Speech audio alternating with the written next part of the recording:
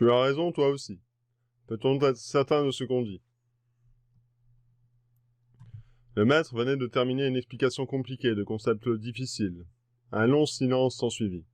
Quelques moines s'hasardèrent à parler, peu sûrs d'eux-mêmes, puis s'enhardisaient lentement à émettre des opinions à propos de ce qu'il n'avait été dit, en cherchant surtout à obtenir l'aval du maître.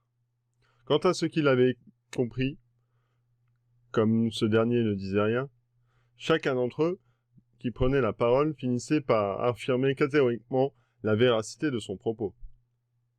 Finalement, éclata une dispute théorique animée entre deux moines, particulièrement têtus et verbeux. Comme chacun des deux n'arrivait pas à convaincre son adversaire, ils décidèrent d'un commun accord d'en référer à l'autorité. Le premier exposa son argument et demanda au maître ce qu'il en pensait. Après un moment d'hésitation, ce dernier répondit laconiquement « En effet, tu as raison ».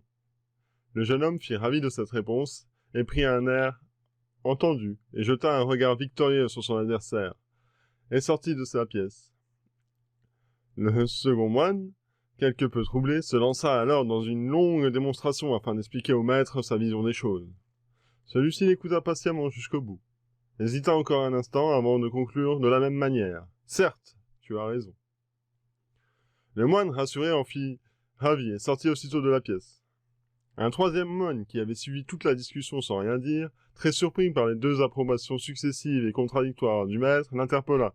« Je ne comprends pas, maître. Les deux thèses que vous avez écoutées sont totalement opposées. Elles ne peuvent pas être vraies toutes les deux, en même temps. Comment pouvez-vous dire que ces deux moines ont tous les deux raison ?» Le maître regarda en souriant et acquiesçant de la tête et répondit. « Tu as raison, toi aussi. »